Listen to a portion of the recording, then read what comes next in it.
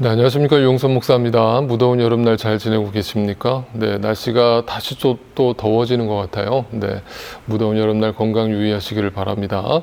지금 녹화를 하는 오늘도 사실은 이른 아침인데도 불구하고 굉장히 무덥습니다. 네, 아무쪼록 여러분 건강 유의하시고 다시 뵙는 그날까지 다 건강하시고 안전하게 지내시기를 또한 소원합니다. 자, 오늘도 로마서 말씀 계속 이어가겠습니다. 자, 오랜만에 제가 TV 스크린을 대동했는데요. 여러분께 뭔가 좀 보여드리면서 설명을 해드리고자 이렇게 앞에 스크린을 켜고 말씀을 전합니다. 여러분, 우리 신앙생활에 특별히 이렇게 코로나 시대를 지나가면서 많은 신앙인들이 이렇게 무기력해진다 또는 지친다. 그러니까 그것이 뭐 대면 예배를 드리든 뭐 비대면으로 온라인 예배를 드리든 상관없이 근본적으로 이 신앙이라는 것이 지쳐가고 흔들려가는 시대인 것은 분명해 보여요. 그런데 제가 그때마다 여러분께 다시 말씀드리고 싶은 것은 우리가 이 상황이 어떠하든지 상관없이 진짜 믿음은 이 상황 속에서도 빛을 발할 거라는 것이죠. 여러분 그건 분명히 아시죠? 그렇다면 이 시간이라는 것은요, 우리가 진짜 믿는 자인지 아니면 그냥 형식적으로 믿는 자인지를 내 스스로 분별할 수 있는 아주 좋은 시험대다라고 저는 분명히 생각을 해요. 그래서 여러분 신앙에 굉장히 중요한 관점 하나가 있는데요. 이 두 가지로 제가 설명을 드릴 수 있을 것 같아요. 하나는 형식이라고 하는 것이고요. 하나는 그 형식의 내용을 차지하고 있는 의미라고 하는 주제예요. 여러분 신앙생활은 결국은 이 두 가지의 싸움이라고 저는 생각해요. 이것이 제가 늘 여러분께 설교 시간에 말씀드렸던 본질과 비본질의 싸움일 거예요. 자, 여러분 그러면 형식이라는 것은 분명히 눈에 보이는 어떤 것들이겠죠. 근데 의미라고 하는 것은 눈에 보이지는 않지만 내가 깊이 묵상하고 생각했을 때 또는 하나님이 지혜를 주셨을 때 알게 되는 비밀과 같은 숨겨져 있는 것이라고 할 수 있겠죠. 그런데 우리 신앙이 지쳐가고 우리의 신앙이 타성에 젖어버리면 여러분 형식에 치우칠까요? 의미에 치우칠까요? 네, 형식에 치우친 신앙생활을 하게 되겠죠. 그러면 눈에 보이는 것에 자꾸 매여서 살게 되고 눈에 보이는 것에 집착하고 눈에 보이는 것으로 판단하는 이런 신앙생활이 우리의 삶에 반복되는 것을 경험하게 되는 거예요. 네, 여러분 이것은 관계에서도 마찬가지라고 저는 늘 생각하는데 여러분 우리가 앞에서 로마서 2장 3장의 내용에서도 나왔지만 하나님은 우리를 판단하지 않으신다. 그러니까 너희도 남을 판단하지 말라라고 얘기할 때 그것은 뭐냐면 형식으로만 사람을 보지 말고 그 안에 담겨있는 그 사람의 의미, 의도, 그 사람의 마음을 읽으려고 이해하려고 노력하라라는 뜻이겠잖아요. 근데 여러분 이게 말처럼 쉽지가 않아요. 여러분 저도 목사지만 때로는 인간적인 모습이 나올 때가 있잖아요. 그러면 저도 이걸 알고 있으면서도 불구하고 자꾸 사람을 이 형식으로 눈에 보이는 것으로 외모로 판단하려고 하는 제 인간적 죄성이 나온단 말이에요. 그럴 때마다 저는 막 자괴감에 빠지거든요. 아, 내가 아직도 이거밖에 안 되는구나. 아직도 남을 이렇게 눈에 보이는 것으로만 판단하고 있구나. 이 생각을 제가 너무 수도 없이 매일 들거든요. 결국은 신앙생활은 여기에 자꾸 빠져들려고 하는 우리의 신앙에서 벗어나서 그 의미에 초점을 두게끔 하는 거. 여러분 그것이 진짜 신앙생활이고 그것이 진짜 믿음이라고 저는 분명히 생각해요. 여러분 근데 오늘 로마서에 보면요. 이 내용이 나오는데 당시 이제 이 로마서를 기록하고 있던 사도 바울의 입장에서 그 교회 안에 횡행하고 있었던 어떤 사상, 그것이 굉장히 사도 바울의 눈에 거슬렸던 모양이에요. 그리고 굉장히 마음에 불편했던 것이 있어요. 그게 뭔지 아세요? 두 가지인데 하나는 율법주의였고요. 제가 늘 얘기했던 두 번째는 유대주의 사상이었어요. 자, 율법주의, 유대주의 뭐가 다른가? 율법주의는 말 그대로 말씀을 표면적으로만 읽고 있는 사람들이죠. 그래서 표면적인 말씀을 자기의 삶에 적용하고 그것을 지켰느냐 안 지켰느냐를 가지고 남을 판단하고 그리고 그 말씀으로 자기를 포장하고 있는 사람들이 율법주의자들이라면 유대주의는요. 조금 그래도 이 사도 바울의 복음을 이해하려고 애를 썼던 사람들이에요. 그래서 유대인인데도 불구하고 예수 그리스도의 복음을 듣고 교회 안에 들어왔고 크리스찬이 됐다라고 자부하고 있는데, 중요한 것은 그들이 다 오케이, 율법주의 우리는 아니라는 거 알아. 그래, 율법주의는 나는 정답이 없다라는 거 이해했어.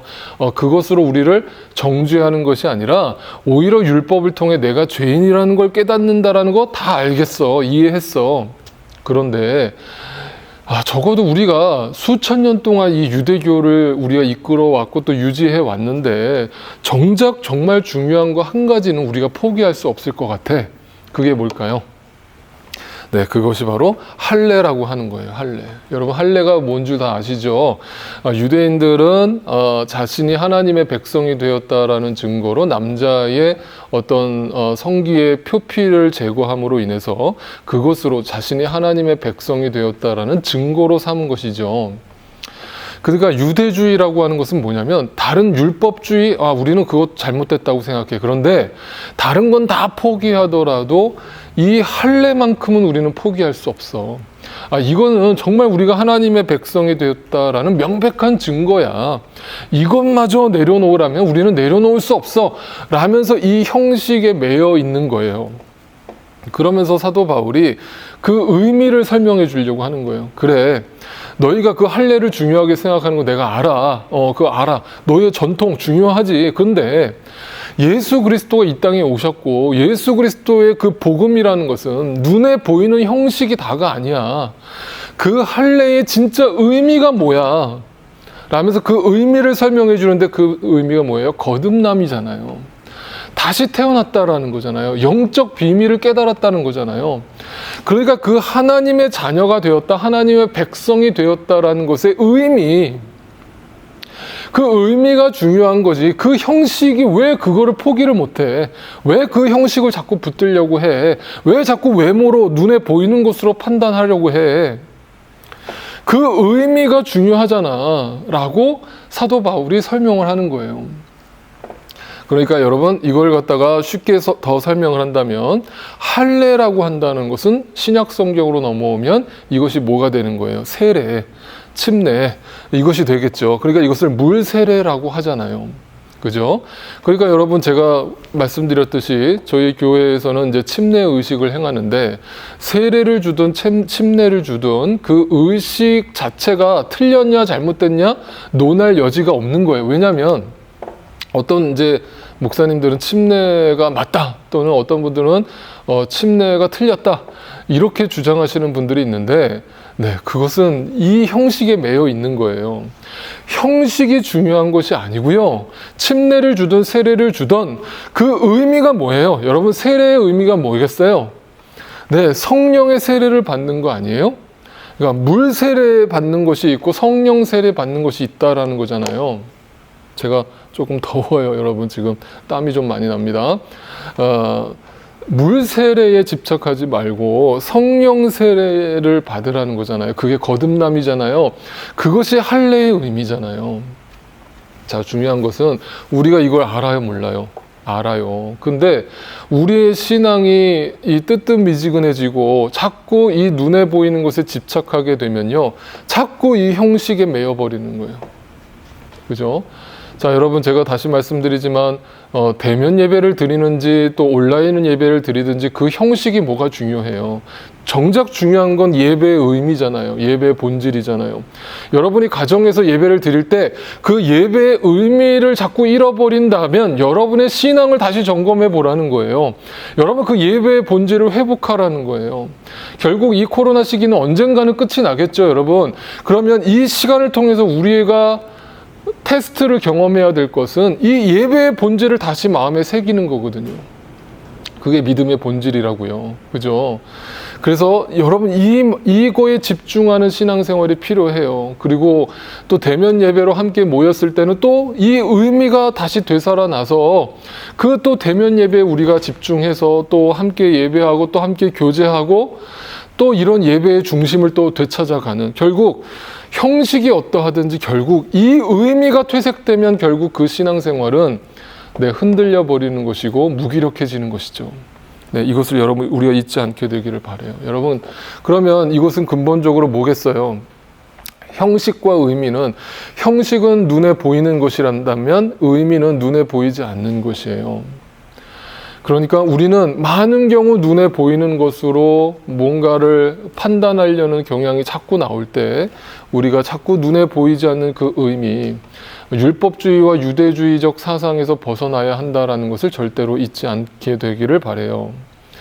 자, 그런 의미에서 오늘 이 성경에서 무엇을 말하는가의 의미를 잘 생각해 보세요. 성경은요, 철저하게 이 의미의 이야기를 하고 있어요. 근데 여러분 또 오해하실까 봐 말씀드려요. 그럼 목사님 말씀대로 이 형식은 전혀 중요하지 않다는 얘기인가요? 그 뜻은 아니에요. 형식이라는 것도 필요해요. 예, 필요하다고요. 이거 자체가 다 무의미하다라는 게 아니에요. 그런데 이 형식이 왜 생겼는가? 우리가 왜 예배를 드리는가? 우리가 왜 선교를 하는가? 왜 우리가 전도를 하는가? 왜 우리가 말씀을 봐야 하는가? 왜 우리가 기도 생활을 해야 되는가? 이러한 형식보다는 의미, 그 의미를 잃어버릴 때 신앙생활이 신앙인이 되는 것이 아니라 종교인이 돼버릴 수 있다라는 얘기를 하는 거잖아요. 이 너무나 단순한 얘기, 우리가 다 알고 있는 이야기를 여러분이 다 다시 한번 마음에 새기실 수 있기를 바라요. 네, 본질의 신앙으로 우리가 날마다 승리하실 수 있게 되기를 바라요. 자, 성경 구절 하나를 볼게요. 이사야 말씀에 보면 이런 구절이 나와요. 이사야 58장 4절 5절 말씀이에요. 너희가 다투고 싸우면서 금식을 하는구나. 이렇게 못된 주먹질이나 하려고 금식을 하느냐? 너희의 목소리를 저 높은 곳에 들리게 할 생각이 있다면 오늘과 같은 이런 금식을 해서는 안 된다. 이것이 어찌 내가 기뻐하는 금식이겠느냐? 이것이 어찌 사람이 통회하며 괴로워하는 날이겠느냐? 되겠느냐?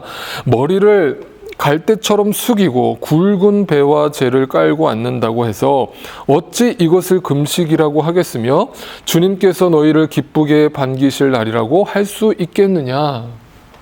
자, 그러니까 이사야 선지자를 통해서 당시의 율법주의자들 또 유대주의자들한테 경고하는 메시지는 아주 분명하죠. 너희가 금식이라고 하는 그 형식에 매여서 자기가 뭔가 하나님 앞에 모든 신앙생활을 제대로 하고 있다라고 생각하는데 하나님은 너희의 중심을 알고 있다잖아요. 그 금식을 왜 하냐 도대체? 그 금식의 의미를 알고 하는 거냐? 그냥 형식적으로 습관적으로 하고 있는 거냐? 네, 그 얘기를 하고 있잖아요. 그러면서 그 의미를 다시 되새김질해라. 그 의미를 다시 마음속에 새겨라 라는 의미로 도전을 주고 있죠. 자, 예수님이 산상수훈에서 또 이런 이야기를 하셨었어요. 자, 보세요. 마태복음 5장 23절 24절이에요. 그러므로 네가 제단에 제물을 드리려고 하다가 내 형제나 자매가 네게 어떤 원한을 품고 있다는 생각이 나거든 너는 그 제물을 제단 앞에 놓아두고 먼저 가서 네 형제나 자매와 화해하여라. 그런 다음에 돌아와서 제물을 드려라. 자, 그러니까 역시 이것도 마찬가지예요. 예배라고 하는, 헌금이라고 하는 예배라는 어떤 형식을 철저하게 지키던 당시 유대인들은 하나님이 볼 때는 너희 마음에 이웃을 사랑하지 못하고 하나님에 대한 중심을 잃어버리고 말씀의 본질을 잃어버린 채로 그 형식을 가지고 예배를 드린다고 해서 그 예배를 과연 하나님이 받으시겠냐? 그러니까 그 예배의 본질이 뭐냐라고 물었을 때 하나님 사랑과 이웃 사랑이잖아요. 네, 그 하나님 사랑과 이웃 사랑의 접촉점이 바로 예배란 말이에요. 그래서 예배는 이 예배당에서 모여서 드리는 것만이 예배가 아니라고 제가 수도 없이 말씀드리잖아요. 신령과 진정으로 드리는 예배, 삶 속에서 드리는 예배가 진짜 예배란 말이에요. 삶 속에서 어떤 예배를 드려야 해요? 여러분의 가정에서 네, 하나님을 사랑하는 것처럼 여러분의 가정을 사랑하고 여러분의 이웃을 사랑할 때에만 네, 비로소 그 예배가 드려지는 거예요. 그래서 그 예배의 의미가 살아나는 거예요. 그 예배를 하나님이 향기로운 제물로 향기로운 제사로 받으시는 거예요. 그런데 마음에 원한을 품고 누군가를 미워하고 정죄하는 마음으로 예배를 드리지 말라. 네, 이 얘기를 하는 거잖아요. 그러니까 형식에 매여 있지 말고 의미를 다시 살려라. 이 얘기를 하는 겁니다. 자, 분명히 성경은 이것을 엄청나게 많이 강조하고 있다라는 것을 분명히 기억하실 수 있게 되기를 바라요. 자, 그러면 이제 오늘 본문의 말씀이 이해가 되십니다. 자, 오늘 본문 4장 1절, 2절 말씀을 읽어볼게요. 자, 천천히 읽을 테니까 잘 따라오세요. 그러면 육신상으로 우리의 조상인 아브라함이 무엇을 얻었다고 우리가 말할 수 있겠습니까? 아브라함이 행위로 의롭게 되었다면 그에게는 자랑할 것이 있었을 것입니다. 그러나 하나님 앞에서는 자랑할 것이 없습니다. 자, 여러분, 그러니까 당시 유대주의자들은 할례는 절대로 포기할 수 없다. 우리가 다른 건 다 양보하겠는데 할례 의식만큼은 우리 유대주의의 전통이자 우리가 절대로 놓을 수 없는, 이것은 아브라함으로부터 내려온 우리 유대인들의 특별한 의식이다. 그러니까 이것마저 내려놓으라는 말은 하지 마라 라면서 이 소위 말하는 교회 안에서 분란을 일으키자 사도 바울이 이 아브라함의 이야기를 하는 거예요. 네. 그래, 좋아. 그러면 너희들이 얘기하는 그 아브라함, 자, 내가 한번 얘기해 볼게. 잘 들어봐. 자, 그 아브라함이 육신상으로는 우리의 조상이야. 그래, 맞아. 육신으로는 우리의 조상이고 그가 믿음의 행보를 했기 때문에 우리가 여기 왔다라는 거 다 인정해. 맞아. 그 전통도 중요해. 그런데 아브라함이 과연 그가 행위 때문에 의롭게 되었니? 그가 어떤 의로운 행동을 했기 때문에 그가 조카 롯에게 땅을 양보하고 또 백세에 낳은 그 아들 이삭을 하나님 앞에 바치려는 행위를 했기 때문에 하나님이 그 믿음의 행위를 보고 그가 의롭다, 믿음의 조상이다 라고 우리 아브라함을 그렇게 불렀니? 그리고 아브라함이 그 할례 의식을 소중하게 다뤘기 때문에 그 할례 의식 때문에 하나님의 백성이 되었고 믿음의 조상이 되었니? 라고 지금 사도 바울이 의문을 제기하는 거예요. 그러니까 여러분 잘 들으세요. 이 말씀이 당시 로마 교회 안에 또는 로마 교회뿐만 아니라 당시 초대 교회 안에 사도 바울에 의해서 선포됐을 때요. 이것은 오늘날 우리에게는 그냥 메이크센스하게 너무나 당연하게 받아들여지는 얘기지만 당시 유대주의가 아주 깊숙이 들어와 있던 그 교회에서는요. 이 말씀 자체가 잔잔한 호수에다가 돌을 던지는 격이었어요. 쉽게 말하면 개혁적인 말씀이었단 말이에요. 그러니까 기존에 있던 그 유대주의자들, 율법주의자들이 이 말씀을 들을 때 마음이 평안했을까요? 불편했을까요? 엄청 불편했겠죠. 네, 그러니까 이건 쉽게 말하면 유대주의자들을 타겟으로 삼아서 당신들 이 말씀 들으세요라고 지금 그들을 대상으로 말씀을 전한 거예요. 그러니까 유대주의자들이 기분이 나빴을까요? 안 나빴을까요? 예, 엄청 기분이 나빴겠죠. 그러면서 이제 쉽게 말하면 교회 안에 이것에 대한 논쟁, 이 할례를 하느냐 마느냐, 율법이 행위로 구원을 받느냐, 은혜로 구원을 받느냐의 이 논쟁이요. 정말 초대교회 안에 정말 지겹도록 일어납니다. 지겹도록 일어나요. 근데 결국은 누가 이겼을까요?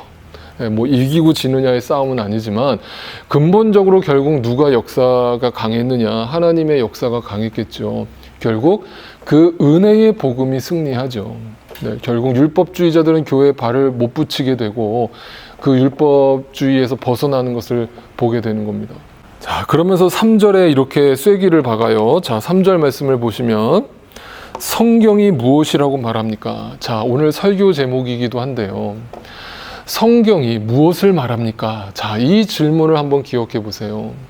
여러분이 지금 유대주의자들한테 설교를 하는 거예요. 율법주의자들한테. 여러분 어릴 때부터 성경을 알고 그 율법을 달달달 외우면서 지금까지 사셨는데 그 성경의 의미가 무엇입니까? 라고 묻는 것이죠. 네. 자, 그 성경에 표면적으로 적혀 있는 그 글자 말고 그 글자의 의미가 무엇입니까? 그 율법을 왜 우리에게 주셨습니까? 라고 이야기하는 거예요. 자, 그러면서 그걸 이렇게 설명합니다. 아브라함이 하나님을 믿으니 하나님께서 그를 의롭다고 여기셨다 하였습니다.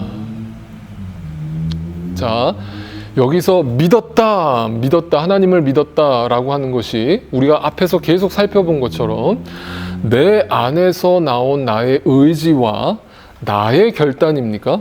그렇지 않아요.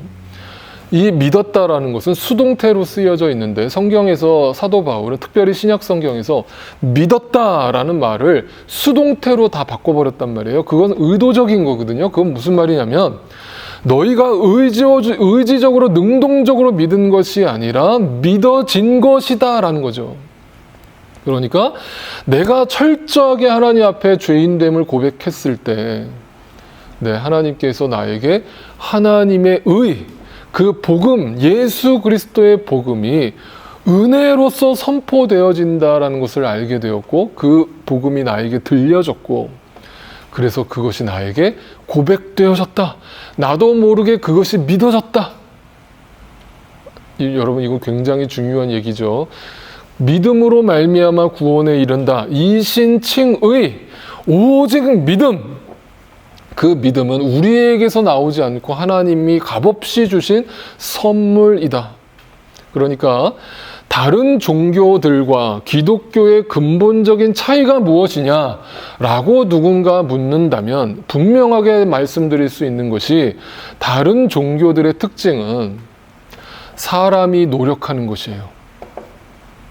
사람이요 정성을 다 바치고요 희생을 하고요 헌신을 하면요 신이 그 인간의 노력을 보고 감동을 받아서 이 땅에 복을 채워주거나 그의 영적인 것에 평안을 허락해 주는 이것이 바로 세상 종교들이 주장하는 근본적인 진리예요.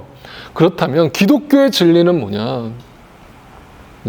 근본적으로 인간이라고 하는 존재가 아무리 돌을 닦는다고 해서 아무리 금식을 하고 아무리 여러분이 기도 생활을 열심히 한다고 해서 근본적으로 내가 선해질 수 없고 근본적으로 내가 윤리적이고 도덕적인 인간이 될 수 없으며 내가 신적인 존재로부터 복을 받을 만한 그런 의의가 나로부터 나오지 않는다라는 게 기독교의 진리요.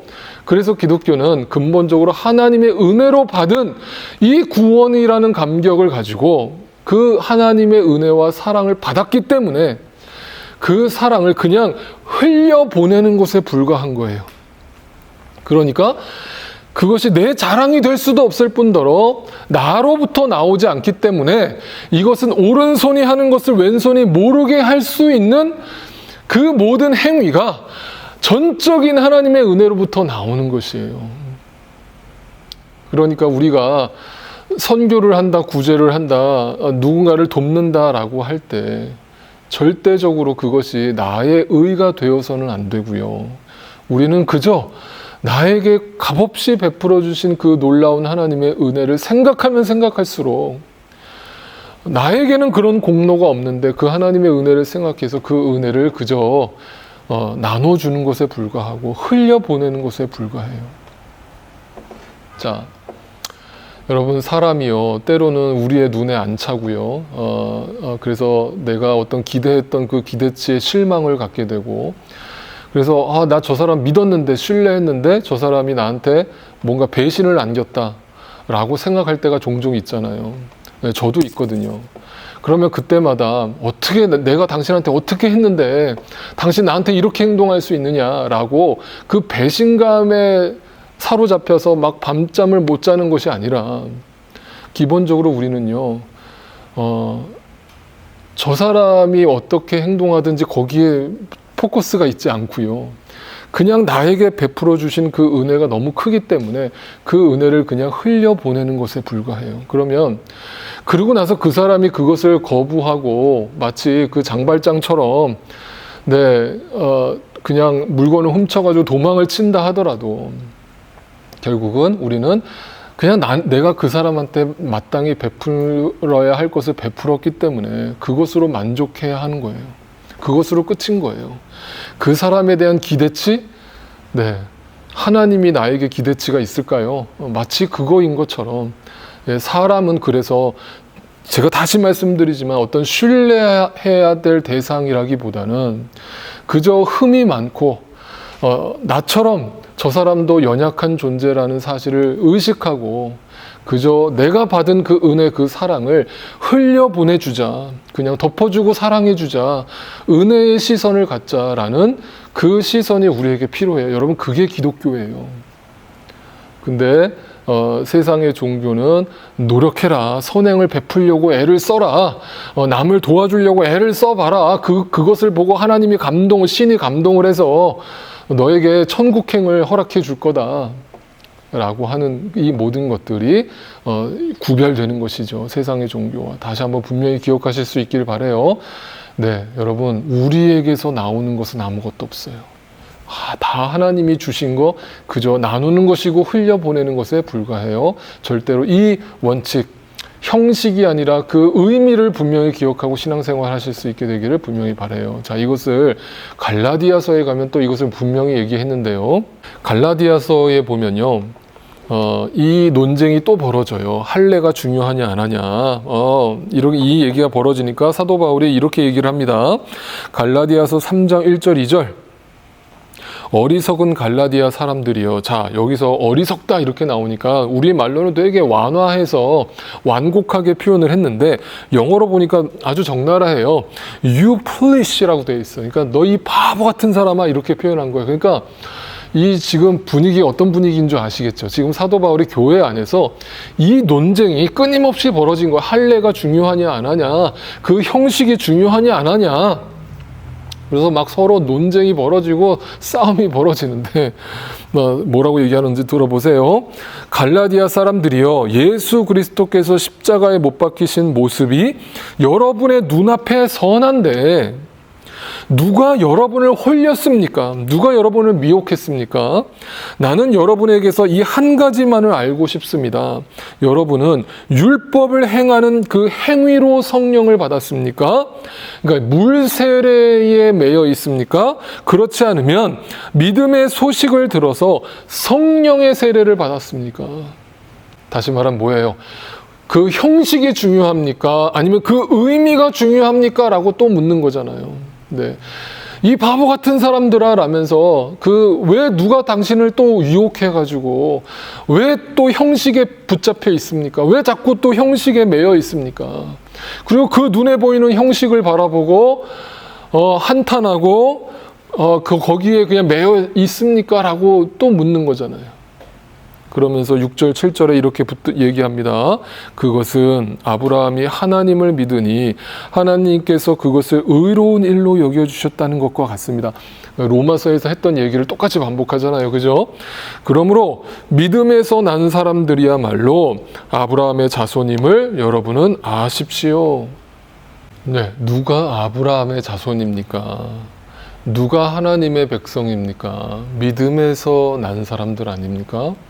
값없이 주어진, 믿어진 수동태의 의미를 알고 나에게는 어떤 공로도 없구나 라면서 그걸 인정하고 그저 하나님 앞에서 받은 거 값없이 나눠주면서 살아가는 사람들이, 그 사람들이 아브라함의 자손 아닙니까? 하나님의 백성 아닙니까? 라고 아주 클리어하게 정리를 해주는 거예요. 그런데 여러분, 이 이야기를 당시 유대주의자들이 단번에 알아들었을까요? 그리고 회개가 일어났을까요? 그렇지 않아요. 사도 바울이요, 신약 성경에서 이 논쟁을요 정말 지겹도록 하거든요. 그러니까 했던 얘기 또 하고 또 하고 또 하고 한다면, 이것도 지금 로마서에서 나왔던 얘기 아니에요. 그러니까 왜 이렇게 반복할까요? 사도 바울이 못 알아들으니까. 네. 그럼 우리는 알아들을까요? 우리도 못 알아들어요. 여러분, 저는 알아들어서 지금 설교할까요? 저도 못 알아들어요. 우리라는 존재가 이런 존재라고요. 우리는 자꾸 못 알아들으니까, 눈에 안 보이니까 자꾸 눈에 보이는 것 갖고 얘기하는 거예요. 그걸로 자꾸 남 판단하고 정죄하고 그렇게 죄를 짓고 살아가는 거예요. 내 자신이. 그러니까 우리는 그냥 하나님 앞에 은혜 아니면 살 수 없는 존재들인 거예요. 여러분, 우리가 뭘 자랑할 게 있어요? 뭘 내세울 게 있냐고요. 그 믿음이라고 하는 것이 철저하게 하나님 앞에 발가벗겨지고 낮아지는 거 아니에요. 그런데 자꾸 긍정의 힘으로 인간이라는 존재가 대단한 존재인 것처럼 우리를 세우려고 하는 그 메시지들이 과연 옳으냐는 거예요. 그것이 성경이 말하는 의미냐는 거예요. 진짜 의미냐는 거예요. 그래서 오늘 로마서 결론이 이렇게 나요. 7절 8절입니다. 하나님께서 잘못을 용서해 주시고 죄를 덮어 주신 사람은 복이 있다. 지금 사도 바울이 하도 유대주의자들이 그 아브라함 얘기하고 다윗 얘기하니까, 그래 내가 다윗의 말씀을 그대로 인용해서 내가 너희들한테 전할게 라면서 그 시편 32편에 나오는 다윗의 이야기를 인용해서 얘기하는 거예요. 이게 지금 구약 성경에 나오는 얘기란 말이에요. 하나님께서 잘못을 용서해 주시고 죄를 덮어 주신 사람. 네. 우리가 잘나서가 아니라, 우리가 완벽해서가 아니라 그냥 덮어주셨다라는 거예요. 근데 그게 뭐라고요? 복이라고요, 복. 우리가 노력해서 얻은 복이에요? 여러분이 희생해서 얻은 복이에요? 여러분이 막 인간적으로 노력해서 얻은 복이냐고요. 왜 자꾸 거기에 착각하냐고요, 우리가. 네. 그러니까 인과응보가 아니라고요. 여러분, 권선징악이 아니라고요. 사필귀정이 아니라고요. 내가 마땅히 무언가를 노력해서 복받을 만한 짓을 해서 복을 받는 게 아니라, 나같이 허물 많고 나같이 죄인 투성인, 죄가 날마다 나를 죄가 뒤덮고 오호라 나는 곤고한 사람이로다 밖에 고백할 수 없는 내가, 하나님이 나를 그냥 덮어주신 거라고요. 그게 복이라고요. 그러니까 교회라는 것은 완벽주의가 성행하는 것이 교회가 아니에요. 목사인 저도 허물투성이고 여러분도 허물투성이에요. 그러니까 날마다 우리는 그냥 그 하나님의 복 앞에 엎드려서 십자가 앞에 나가서 엎드리는 것밖에 없어요. 그 교회가 진짜 교회가 되는 거고요. 그런데 교회가 형식에 치우치기 시작하면요, 자꾸 남을 판단하는 거예요. 정죄하는 거예요. 눈에 보이는 형식에 이거 안 하면 큰일 난다, 이거 꼭 해야 된다라고 거기에 집착하는 거예요. 네, 그게 아니라고요. 그죠? 근본적으로 성경이 무엇을 얘기하는지 여러분 우리가 분명히 알게 되겠죠. 저부터 또 여러분도 함께 우리가 이 말씀의 본질을 절대 놓지 말자고요. 어떻게 우리가 하나님의 자손이 되었고 하나님의 백성이 되었으며 아브라함의 자손이 되었는가 잊지 말자고요. 네, 그 복이 어디로부터 주어지는가를 절대 잊지 말자고요. 네, 그 복은 절대적으로 하나님께서 죄 없다고 인정해 줄 때만 복이 되는 거예요. 자, 그러면 말씀을 정리할게요. 여러분, 우리가 분명히 다 알고 있던 것들이에요. 그런데 다시 한번 되새김질 하자고요. 자, 형식과 의미라고 하는 것이 있을 때, 우리의 신앙생활에 형식과 의미의 의미는, 자, 오직 믿음 다 알잖아요. 그거 모르는 사람이 어디 있어요? 그 말씀에 적혀 있잖아요. 이신칭의 오직 믿음으로만 구원을 얻는다. 이거를 지식으로만 이해하고 있다라면 여러분, 그것은 형식이에요. 네, 오직 믿음이라고 하는 그 눈에 보이는 메시지에만 우리가 그냥 알고 있으면요, 아무런 감동이 없고요, 아무런 역사가 안 일어나요. 그럼 그 오직 믿음의 의미가 무엇인지를 오늘 로마서를 통해서 우리가 다시 한번 확인했잖아요. 의미가 뭐예요? 의미가 뭐예요? 그 믿음이라는 건, 오직 믿음이라는 것이 어떻게 주어지느냐? 나로부터 나와요? 안 나와요? 네, 말 그대로 오직 예수 그리스도를 통해서만 나온다. 그분이 길과 진리요 생명이다. 그러니까 그 오직 예수 그리스도만이 드러나는 삶, 그것이 오직 믿음의 의미예요. 그러니까 여러분이 지치고 힘들 때 자꾸 그냥 타성에 젖어가는 신앙생활이 이어갈 때, 이런 지금 코로나라고 하는 상황에 젖을 때 오직 믿음의 의미를 다시 한번 되새김질하세요. 오직 예수예요. 오직 예수라는 그 믿음에 이를 수 있게 되시기를 바라요. 그 말의 의미는 또 뭐예요? 그럼 나는 없다란 얘기잖아요. 이게 오직 믿음의 의미예요. 오직 예수라는 것이 본질이고 그로 인해서 나는 없어요. 여러분 다 기억하잖아요. 내가 나오면 안 돼요. 그런데 자꾸 내 의가 나온다라는 것은 그 내 의로 하나님을 내 안에 우상으로 만들어버리는 죄가 내 안에서 끊임없이 나온단 말이에요. 네. 그럴 때 이것이 이루어질 때, 이 의미가 다시 한번 살아날 때 뭐가 되는 거예요? 그분의 능력을 의지하는 거예요. 이게 오직 믿음의 의미예요. 그러면 그분의 능력이라는 게 뭐예요? 누군가를 용서할 힘, 용서할 수 있는 능력, 그게 나로부터 나오지 않아요. 오직 예수로부터 시작된 거예요. 전적인 은혜예요. 선물이에요. 그분의 값없이 주신 은혜예요. 그것을 알기 때문에 나도 도저히 이해할 수 없지만, 내 상식으로는 도저히 이게 이해가 안 되지만, 나도 모르게 그 사람을 용서하는 거예요. 그 사람을 덮어주는 거예요. 그 사람을 품어주는 거예요. 네, 이게 나오는 거예요. 그런데 이 의미가 살아나지 않으면요, 오직 믿음이라는 것도 추상적으로 들리는 거예요. 네, 형식적으로만 머리로만 알고 있는 거예요. 머리로만. 여러분, 각자의 삶에 우리 적용해 봅시다. 저부터 우리 모두가 다시 한번 이 복음의 의미, 말씀의 의미, 성경이 무엇을 말하는가. 그럴 때 여러분, 우리 안에 있던 자꾸 형식에 매이게 만드는 그 사탄의 역사가 물러가고, 성령의 역사, 성령의 세례받은 그 증거가 분명하고 선명하게 나타나기 시작할 거예요. 여러분, 이러한 신앙생활을 계속 이어가실 수 있고 끝까지 승리하실 수 있는 저와 여러분 되시기를 주님의 이름으로 축원합니다. 같이 기도드리겠습니다. 이제는 우리를 죄와 사망 가운데서 구원하여 주신 예수 그리스도의 놀라우신 은혜와 하나님 아버지의 그 크신 사랑하심과 성령 하나님의 역사하심과 나로 충만케 하심이 형식과 껍데기만 남은 종교인의 삶에서 벗어나 그 의미를 알고 날마다 되새김질하면서 그 본질을 알고 쫓아가려는 신앙인으로 날마다 하루하루 살아가기로 결단하며, 오직 믿음이란 나는 날마다 죽고 예수가 내 안에서 살아 그분으로만 나오는 의와 능력만이 나를 다시 살게 하고 소생케 할 것을 믿으며, 이 복음을 끝까지 자랑하며 선포하며 살아가기로 주 앞에서 간절히 열망하고 소망하는